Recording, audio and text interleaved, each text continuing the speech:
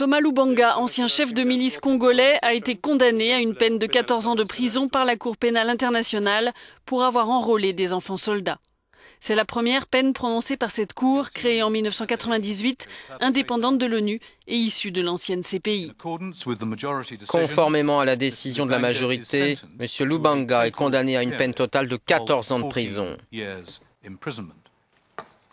La Cour de la Haye doit désormais choisir parmi 6 pays qui se sont déclarés prêts à l'accueillir, celui où il purgera sa peine, et devra surtout fixer le montant des indemnités qui seront versées à 123 victimes. Nous sommes satisfaits, mais on le sera peut-être davantage lorsque la question des réparations sera définitivement tranchée. Par rapport à la peine, ça nous satisfait parce qu'il y a là une sorte de vengeance publique. Ex-commandant des forces patriotiques pour la libération du Congo, Lubanga avait donc enrôlé des enfants soldats lors de la guerre civile en Ituri en 2002-2003 dans la République démocratique du Congo. Sa milice est soupçonnée de massacres sur des centaines de civils. Des enfants de moins de 15 ans, garçons et filles, étaient enlevés et forcés par tous les moyens à combattre.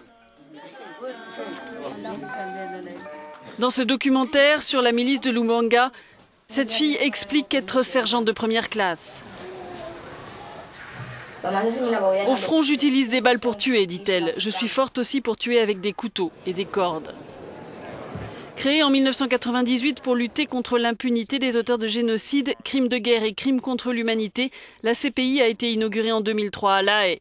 Composée de 18 juges, elle est le premier tribunal pénal international à avoir juridiction permanente et est compétente pour les crimes commis après le 1er juillet 2002.